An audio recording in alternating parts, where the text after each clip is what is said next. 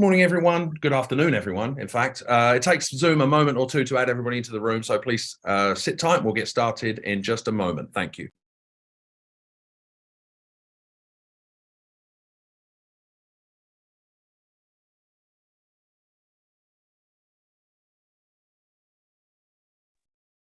Good afternoon, everyone. We're just giving Zoom a minute or two to get everybody into the room, and then we'll get started. Thank you so much.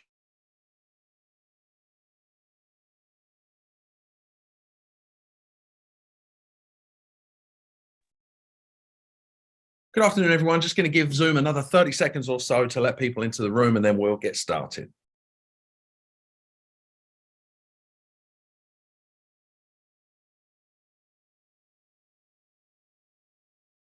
Okay, hopefully Zoom has had an opportunity to add everyone. We will go ahead and get started.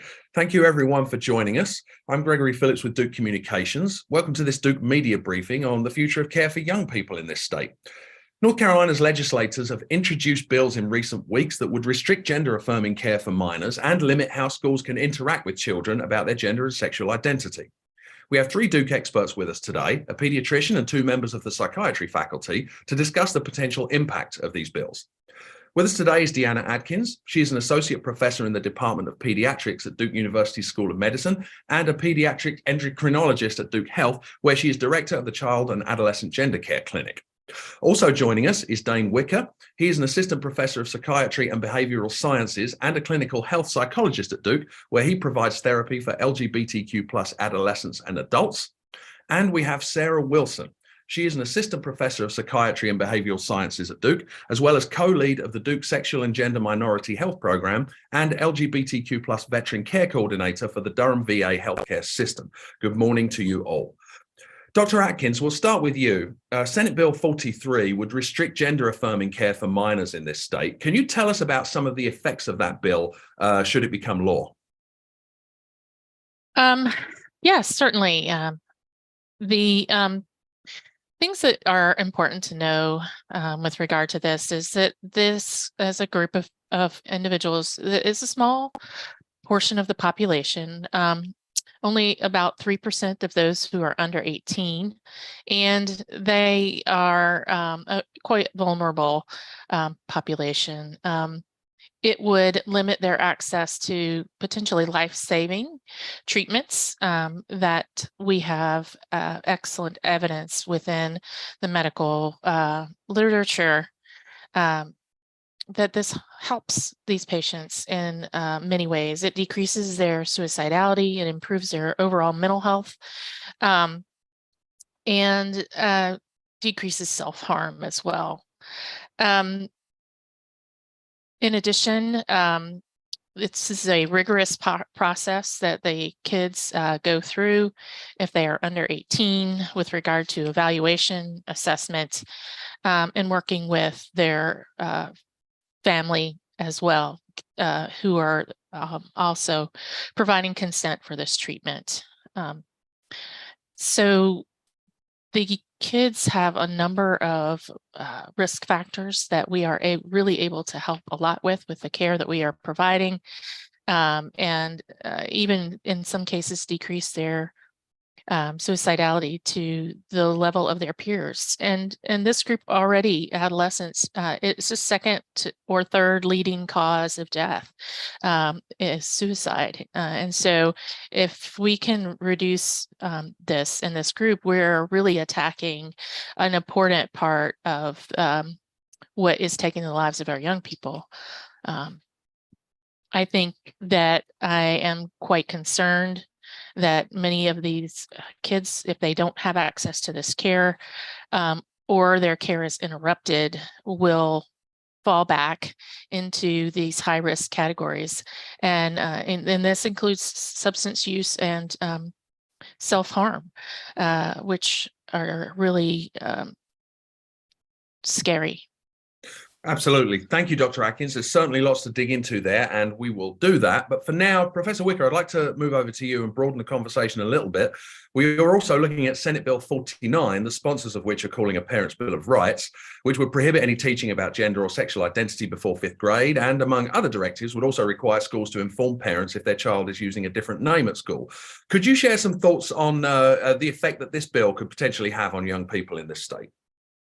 Absolutely, and thank you for having me. I think ultimately we do not have any evidence that the current practices of, what we provide, the care that we provide, are causing youth to adopt LGBTQ plus identities. And I think that that's a big myth that seems to be coming up over and over. And the other reality that I just want to bring up is there are no interventions or practices that can stop youth from having LGBTQ plus identities. In reality, what these types of bills, the impact that they're going to have is really on concealment, about people hiding really important parts of their identity and then depriving them from the support that they need to navigate through those really, really critical pieces that affect their health and overall trajectory in life. Absolutely. Thank you, Professor Wicker. Professor Wilson, I'd like to move on to you. What kind of signal do bills like this send more generally to the wider population and transgender and LGBTQ plus adults? Thank you so much for that question. There is a high likelihood that this bill, both of these bills, HB 43 and SB 49, would have reverberating effects that would have impacts on the health of LGBTQ plus children and adults throughout North Carolina. We know that from past legislation and national studies of legislation across states, that those who live in states with anti-LGBTQ plus legislation have worse mental health. We also know that when legislation like this that is anti-LGBTQ plus is enacted, that we see declines in mental health among LGBTQ plus individuals. And we've actually seen this in our own state with HB 2 and HB 142. So that's North Carolina's original bathroom bill and its replacement. So there was a scientific 2-year impact assessment on the impact of HB 2 and HB 142. And that impact assessment found that suicidal ideation increased among transgender and gender non-conforming North Carolinians after HB 2 was passed. So it would not be surprising at all. And in fact, it's very likely that these bills will have similar, if not worse, effects and would affect not only the health and well-being of our youth in North Carolina, but also of our adult LGBTQ plus population. Absolutely. Thank you, Professor Wilson, and thank you all of our panelists for those opening remarks. We will open it up to questions now. Thank you to everyone who submitted questions in advance. You can also post questions in the Q&A window at any time. We have some questions to start us off, and Dr. Atkins, I'd like to come back to you. And one question we have here is, can you talk a little bit generally about what the medical best practices are for transgender children? What options are presented? What are the processes? And how care differs for, say, prepubescent children versus adolescent children? Certainly. So for those kids who are prepubertal, no puberty has happened yet, there isn't a need for any medical treatment. So primarily the care for those individuals focuses around social transition, changes in how they present themselves to help improve their mental health. And that is an important part of what happens at the school as well, and can really help and decrease the likelihood that they're going to have any issues at school. But for those who are in puberty or have completed puberty, that would be when we would offer the gender-affirming hormone treatment. And then later, as adults, gender-affirming surgeries potentially. But for our young people who are in puberty who are very distressed with regard to their pubertal changes, and we do see them even self-harm with regard to that, and become very distraught. We may offer an opportunity to pause their puberty. This is a very small population of patients. In my experience, only about 1.7% of my patients would have made this choice in the past. And so we offer this treatment because it's completely a reversible treatment. And we have a very rigorous process of assessment, both with the child and the patient, the parents, as well as their mental health provider, before we would consider moving ahead with that treatment, or even gender-affirming hormone treatment. That is the standard of care recommended by the Endocrine Society and the WPATH, or World Professional Association for Transgender Health. Those kids who are post-pubertal would not require those medications, and that is the majority of the patients that present to gender clinics.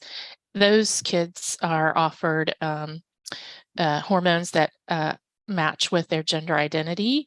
There are good data and clinical guidelines with regard to when this is offered. For most patients, they are, in my experience and working with my other colleagues, 16 and older. There are some that are younger than that, that meet criteria of gender dysphoria and have an urgent need to support their mental health because of this distress, and would qualify for gender-affirming hormone treatment. And those hormones are used per the protocols of our societies, and have data to back that up. And we have lots of evidence that there are lots of improvement in those health outcomes for those patients when they are using gender-affirming hormone treatments.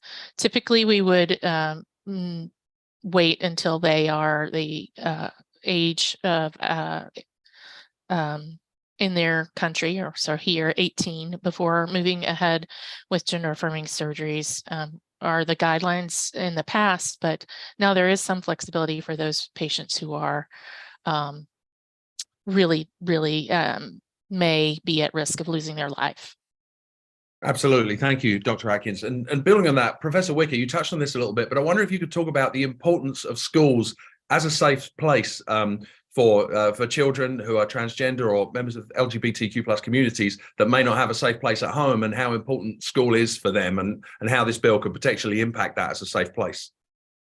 Absolutely. So, I think working with schools has been a really important part of our clinic's practice, and working with the parents to help them advocate for safe environments for transgender and non-binary children, and so or youth, adolescents. So we want to make sure that we are able to get to work with our educators and our principals, administrators, and quite frankly, it's most effective if it actually starts at the top and kind of goes down as an edict across all classes. And things like having a substitute teacher and calling out names. They may call out a name of an adolescent who is not out as being trans, but may not have had a legal name change. So they're essentially outing children in some of these cases. So we really do want to have close partnerships with schools and to keep our children safe. Absolutely, thank you. And Professor Wilson, may I actually piggyback off of what Dr. Wicker was just speaking about? Thank you. So just to reiterate how far these bills depart from prevailing medical knowledge. For example, SB2, bills like this have been met with disapproval by leaders from multiple medical organizations. So the president of the American Academy of Child and Adolescent Psychiatry has spoken out against legislation like this that targets schools and will out children and additionally limit instruction on acceptance around gender identity and sexual orientation that helps peers have a more accepting environment at school. The American Association of Pediatrics has put out a statement against legislation like SB2, as has the president of the American Psychological Association.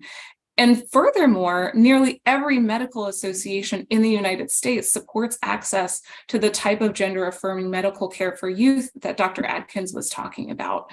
The American Medical Association, the American Academy of Pediatrics, American Association of Child and Adolescent Psychiatry. I won't list them all, but there really is a prevailing consensus in the medical community about the benefits of gender-affirming care for youth and the benefits of openness around LGBTQ plus identities in schools. And there really isn't instruction that is age inappropriate that's happening currently. We don't have any evidence that there is age inappropriate instruction that's occurring currently.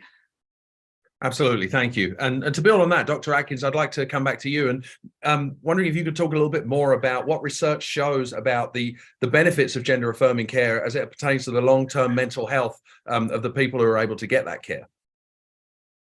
Well, certainly, let's talk about what kinds of things that they are struggling with. First, 2 in 3 transgender youth or non-binary youth report symptoms of major depression. 3 out of 4 transgender and non-binary youth report generalized anxiety disorder in the last 2 weeks, and that depression information was also in the last 2 weeks. 60% of these individuals are engaging in self-harm in the last 12 months. 1 in 5 have attempted suicide in the last 12 months. They are 2.5 to 4 times higher to use substances and have higher rates of eating disturbance that interfere with their overall health. And so when we look at treating these individuals with gender-affirming care, we find that the rates of suicide are cut in half. The rates of depression, again, reach oftentimes their peers who are not transgender. It's an 80% risk reduction for suicidal ideation even. And when we have parent support and educator support, we improve resilience and have much better mental health outcomes. And with the increased use of these treatments and affirming services, we also reduce the health disparities that can be affecting the youth during their youth and progress into their adulthood. And certainly, as practitioners, we want to reduce all the health disparities that we can for individuals and the population. If you implement anti-discrimination policies, you can decrease the likelihood of unemployment, housing instability, and other health disparities. Absolutely. Thank you. Professor Wicker, it looked like you wanted to add to that. I did. Oh, yes, I did. I was, I think one piece of this is that we, as part of gender-affirming care, work as an interdisciplinary team, and that it is stated best practice. And so there, if I'm seeing a patient for mental health care, I'm also in communication with people, Dr. Atkins or a pediatrician or an adolescent health specialist about what's going on. And if, talking about suicide and self-harm. So we need this bi-directional feedback in order to be successful in treating these kids. And so I think that is really a kind of like a core centerpiece of best practice gender affirming care, is the dialogue that we have with all of the different providers across specialties.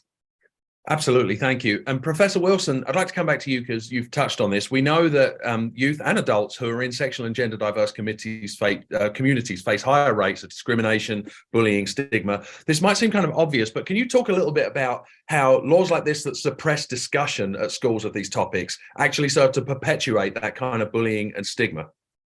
Yeah, I'm happy to talk about that. So we do know that in schools, when teachers take more proactive approaches, it can have effects on bullying.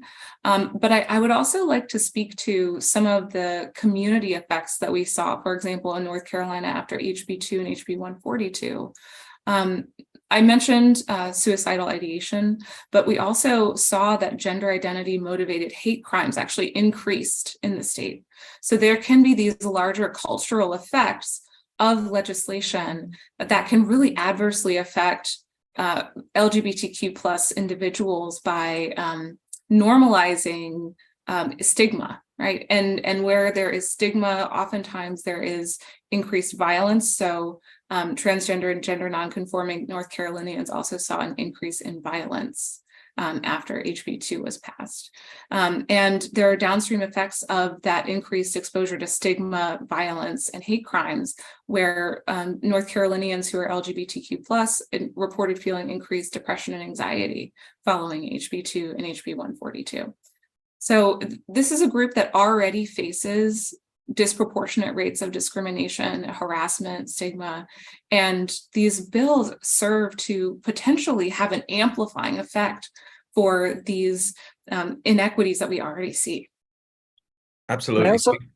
Go ahead. They also have added, specifically with HB2, a lot of our patients also had physical problems because they were either from dehydration, they were not drinking all day long at school and would have complications from that, or they would hold it and end up having some kidney problems. I mean, it really is linked to so many things. And again, it does come back to this concealment, forcing people to hide who they are, which also has really problematic mental health impact.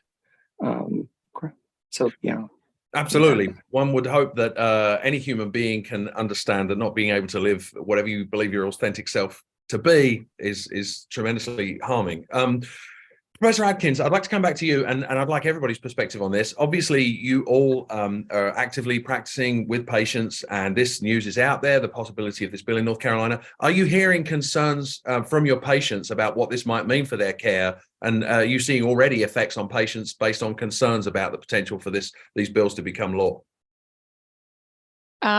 Yeah, thank you for that question. It is definitely something I'm hearing from my patients. Every patient I see in my clinic and through my emails and in Basket have been flooded with, what are we going to do if we can't receive our care? How are we going to manage? I am very afraid. I've had some patients say that I'm really, really struggling to avoid self-harm right now. This is getting worse. I've had some patients leave the state. I've had more than one family decide to leave North Carolina. Thank you for sharing that. Professor Wicker, Professor Wilson, do you have anything to add from things that you've seen so far in terms of reaction to this? I've definitely seen significantly, both from parents and from patients themselves, about these new laws, and a lot of questions, because some of them are so broad, especially the House Bill 43.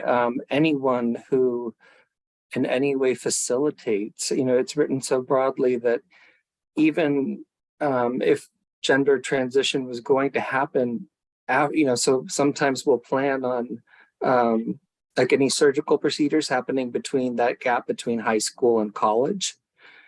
But we start that preparation process of talking about, what does that look like? What do we need to really reduce your gender dysphoria? Often before 18 years old, even though that procedure will take place after 18 years old.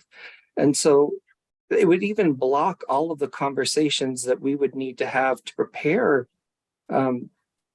these. So that's another piece. It's like, is this going to delay my transition? And then that causes immense distress because it increases gender dysphoria.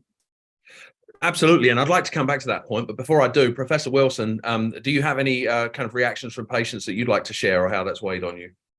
I actually wanted to highlight some of our national data that we have on this. So in a 2022 national survey, 93%, so 93%, the vast majority of transgender youth that were surveyed were worried about transgender people being denied access to gender-affirming medical care due to state or local laws. So this is something that's, while not particular to North Carolina, very pervasive among youth. They are really concerned about this, not only for themselves, that they may be in states that have these laws being enacted, but for their peers in other states who may be having care taken away that they've really relied on.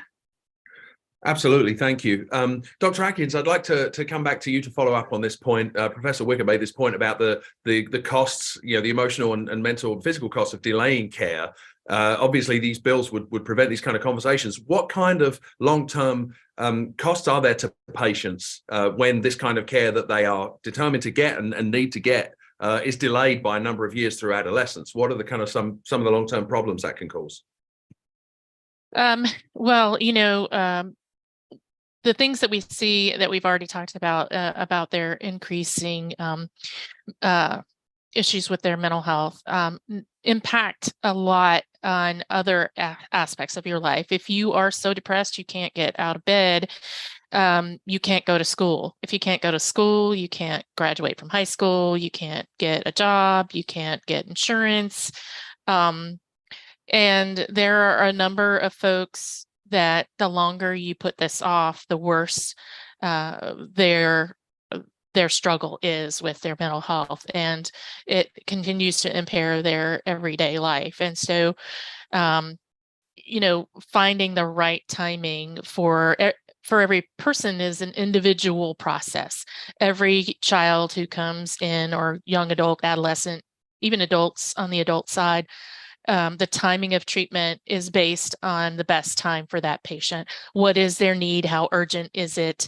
What is going to be the best benefit? And we use our multidisciplinary team and our assessments to really make sure that happens at an ideal time to prevent all of this downstream disparity and issue that come along. And I did want to clarify that, I am primarily a hormone person, but when we were talking about the surgical process, that is an even more in-depth process to get to, even for adults often, with regard to evaluation and care and planning.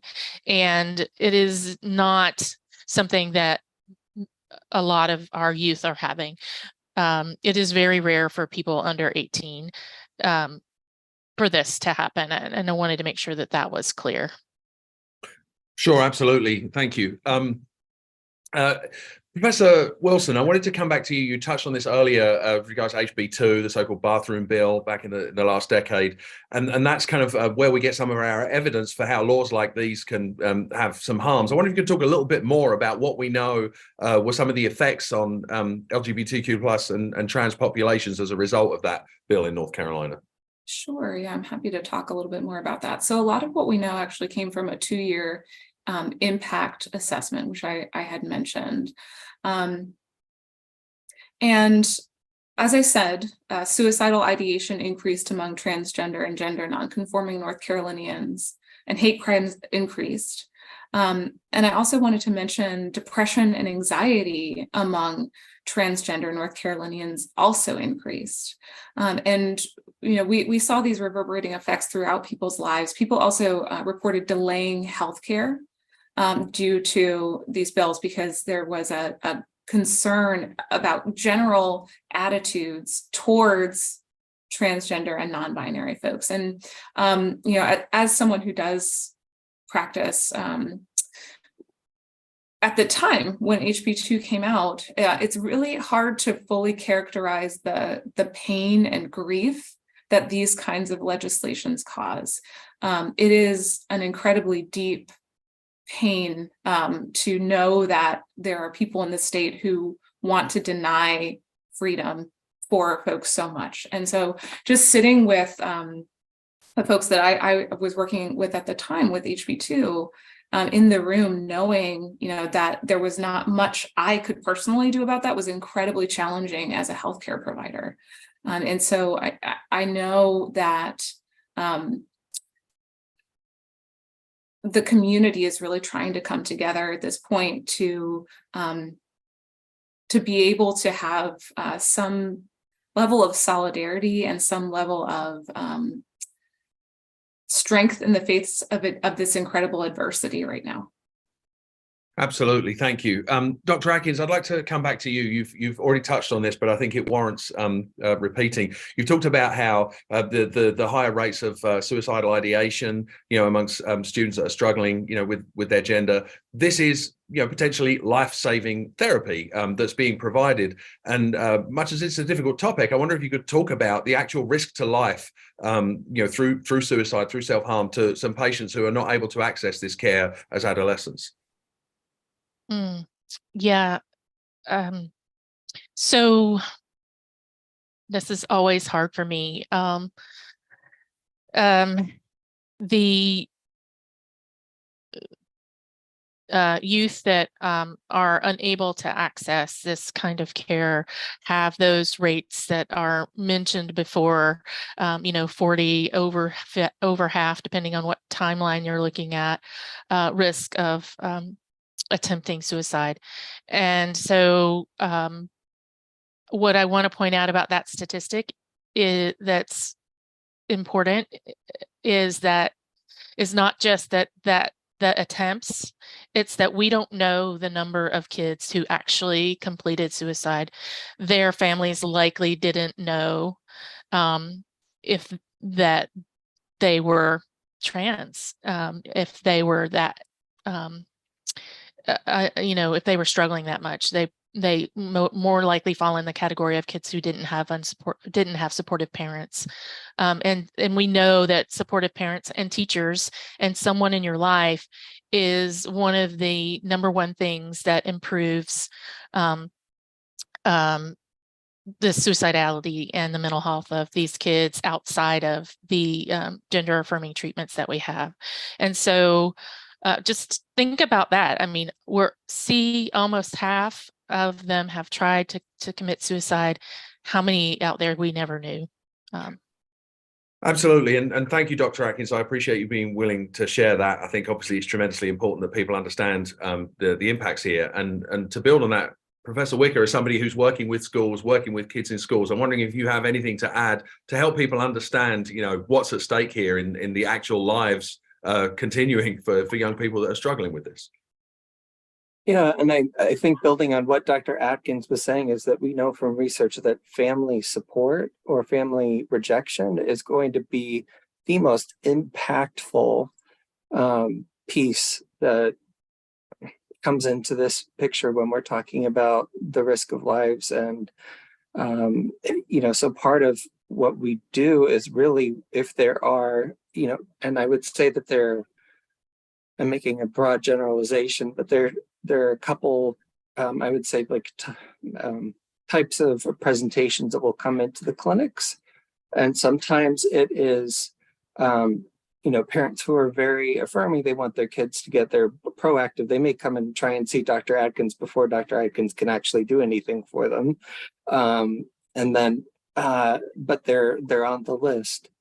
The other type is really where often, like if you ask someone to hold up their arm, right, you'll see self-inflicted injury. And the parent is not generally supportive of, gender transition. However, they want their child to stay alive. They love their child enough to stay alive that they're kind of saying, whatever it takes, I don't support this, but I just need my child to be alive, because they've either been through too many hospitalizations or suicide attempts. And so really they're kind of coming in based on desperation. And that's really what we don't want to have happen. Sure, absolutely. And thank you for Professor Wicker. I know this is, again, a very, very difficult topic. And to build on that, Professor Wilson, I'm wondering if you could speak to something that both the panelists just mentioned, the importance of having somebody in your life who is supportive, and how much of a difference, that can make through adulthood, that somebody has someone who is supporting them in the identity that, that they're embodying. Absolutely. So we know that the majority of LGBTQ plus youth report that their home is not LGBTQ affirming. So 3 in 5 LGBTQ plus youth find their home to not be LGBTQ affirming. And the rates actually are a little bit higher for schools, actually. So there are more LGBTQ plus youth who find their school to be an affirming place than report that their home is an affirming place. And we also know that 2 in 5 LGBTQ plus youth are living in a community that somewhat are very accepting. So similarly, the majority of LGBTQ plus youth live in a community that is not accepting of LGBTQ plus people. But we also know that it's incredibly powerful to have people in your life who love you and affirm you for who you are. Right. And that's true for folks who are LGBTQ plus. That's true for folks who are not. Right. We know, right, as clinical psychologists, myself and Professor Wicker, that having people who say, no matter what, I will be there for you, I will care about you, just one person can make a huge difference. And sometimes that person is within someone's family, right? So for LGBTQ plus youth, sometimes that person is within their family, and sometimes there is not anyone in their family who is able to do that for them for whatever reason. And for youth who do not have someone who's in their family who's able to do that for them, then a lot of times youth and adults, right, turn to friends, maybe teachers, other people in the community to be able to gain that acceptance and that willingness to support the person regardless of their sexual orientation or gender identity. And I think the issue is, particularly with the Parents' Bill of Rights, so SB 49, we see that there is an erosion of the school's ability to do that. And schools have been incredible in trying to make rapid change to be able to do this, right? I know teachers, right? I'm not a teacher myself in schools, but I know teachers who have tried to do this and have told me that it's made a difference in the lives of their students. And I'm guessing Professors Wicker and Adkins have seen that in their patients. But the issue is when the legislature comes in and dictates to schools that they cannot do that for their patients any longer, and their students, and if a student says to them, I would like to try out a new name, then by law, if this law passes, by law, the teacher cannot do that, right? A school counselor cannot do that. They cannot try out a new name. In my interpretation of this law, they would have to tell the child's parents. And if the student says, I'm not exactly sure, I want to kind of try out she, they pronouns, right? My interpretation of what would happen is that then that teacher or school counselor would have to inform the parents before being able to just call the student what they want to be called. Sure. Thank you, Professor Wilson. I think, unfortunately, it's all too easy for people who grew up in safe and supportive households to forget how difficult it is if you're not lucky enough to have that. I'd like to remind everybody you can submit questions via the Q&A window. We've still got a little bit of time here, and we've had one come in, Dr. Adkins, that I would like to address to you. And we have a reporter who's been speaking with transgender youth and doctors this month who have said that they fear that if this care becomes illegal for those under 18, that those patients might turn to the black market for medications or treatment or surgeries that were once legally available. Are you concerned about that, and what would some of the effects of that be? Yes, that certainly is a concern of mine. Getting an unregulated medication, no matter what the medication is very risky business. You don't have any clue what you're getting. Kids are already, when we think about substance use and fentanyl and those kind of medications that people are using as an abusive substance, that could easily be put into any of these medications. So, I mean, that is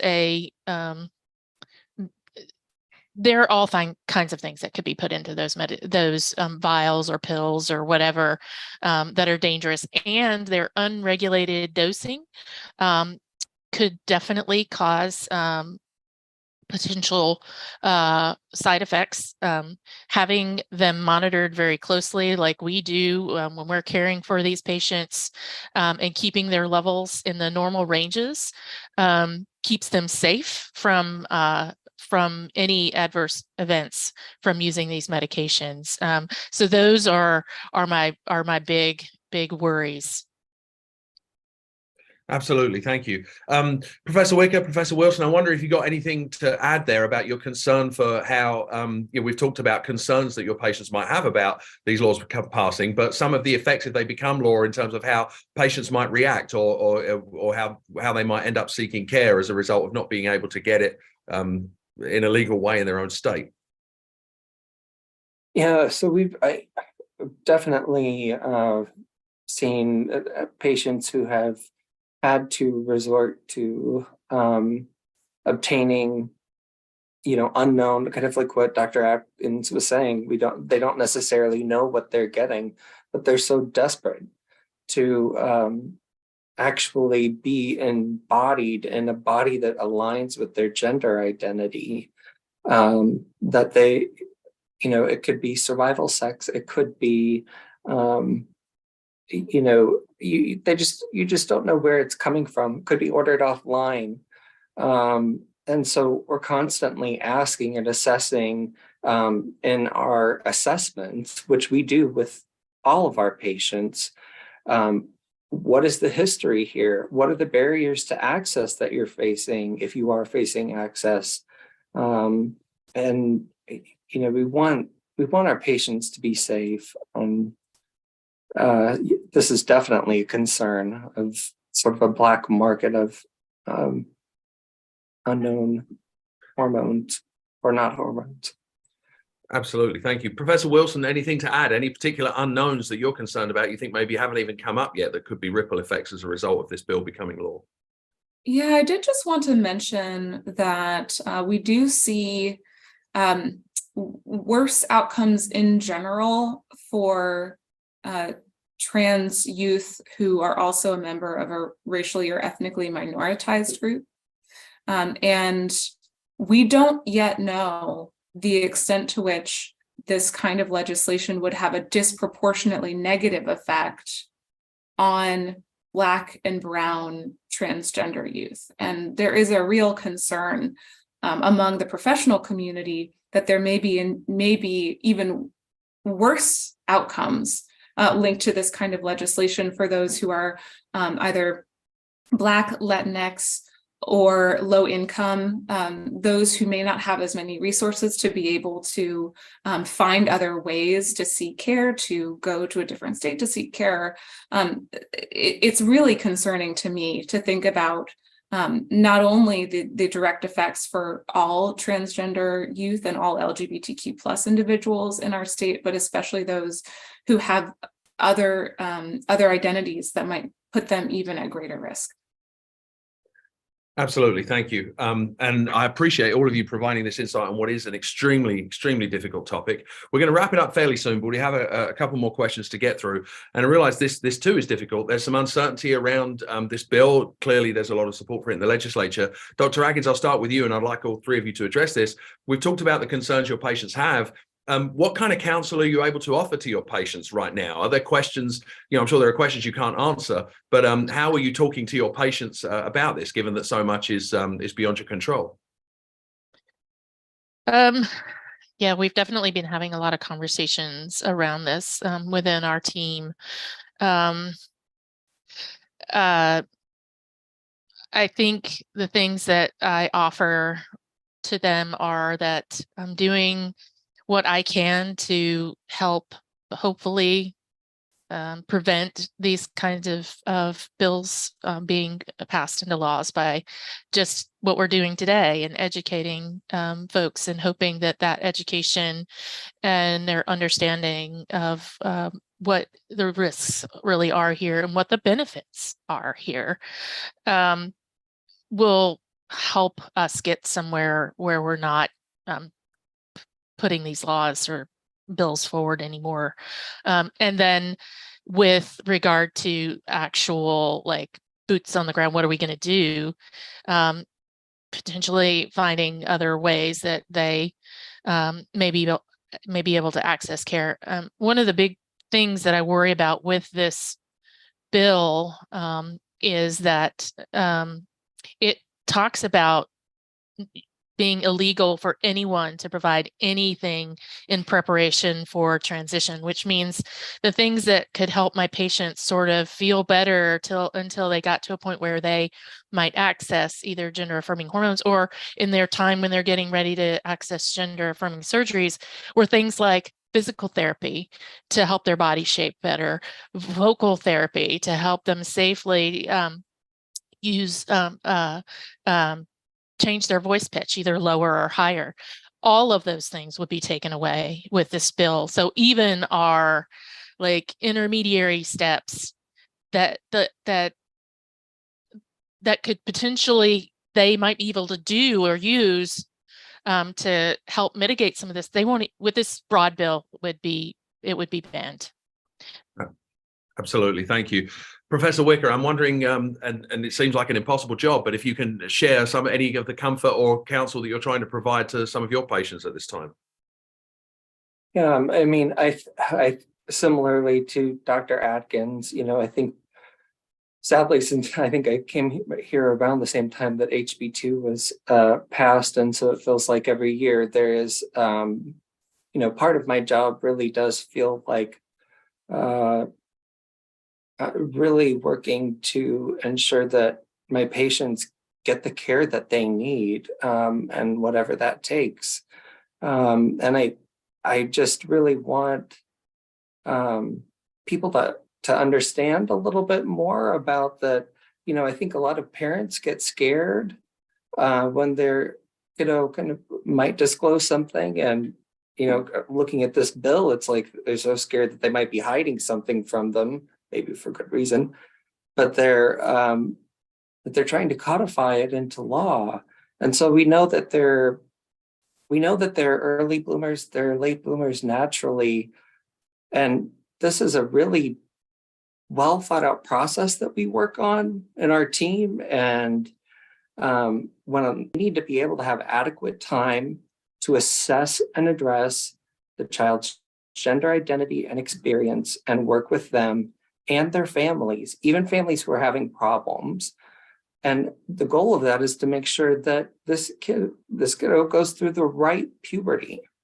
And so puberty suppressants, even though not many people get the chance to use them, really allow us the time that we need to induce a late blooming puberty, where we can work together as family with mental health providers, with endocrinologists, and an interdisciplinary team to figure out what's going to put that child on the best trajectory for their life going forward. Because the repercussions of going through the wrong puberty are pretty awful, and unnecessary medical risks associated with major gender affirming surgeries in the future.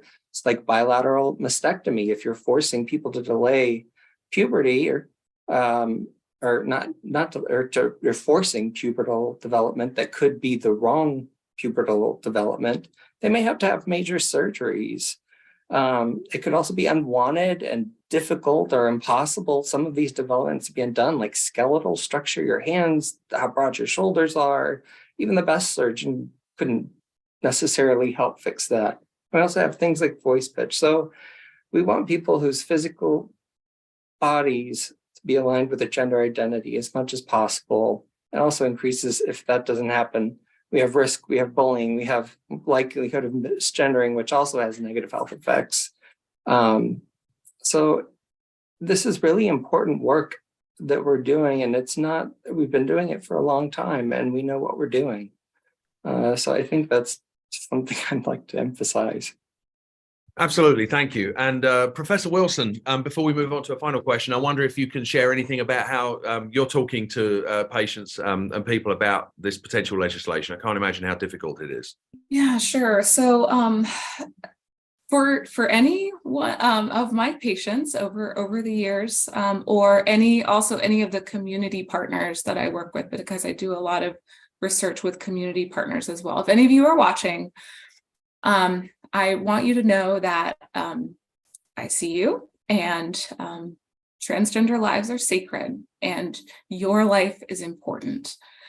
And we here believe that your life is important and that you deserve everything, that you deserve to have a beautiful life that you feel good about and you're happy about, and you deserve to grow up and live all of your dreams.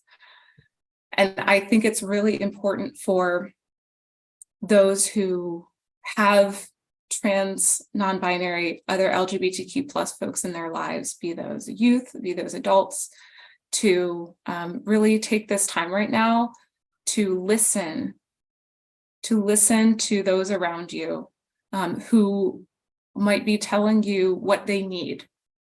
And I would also encourage anyone who, excuse me, this is a little emotional for me, anyone who doesn't have anyone in your life, to think about why that might be. Why do you think you can't think of anyone in your life who is LGBTQ plus? Because we know that 9.5% of youth are LGBTQ plus. So if you think there isn't anyone, there is a high likelihood that there is someone who is afraid to tell you. So I just want to put that out there for all of our LGBTQ plus North Carolinians and all of those who aren't LGBTQ plus but want to support those around them. Absolutely. Thank you, Professor Wilson, for that heartfelt message. We're going to wrap up here in a moment, but I wanted to ask one more question of each of our panelists, and Dr. Atkins will come back and start with you. And I'm wondering if there's just one thing you would share as a takeaway, just for people to remember, whether as they're weighing whether they think this is a good idea, or if they're a legislator who's trying to decide whether or not to vote for these bills. What's one thing that you would really like people to remember as they take away from this event?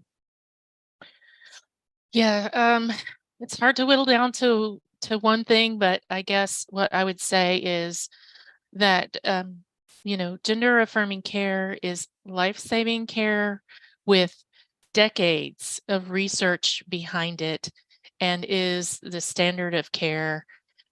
And it is a multidisciplinary approach for our youth. There are many people involved, including families, with these decisions. And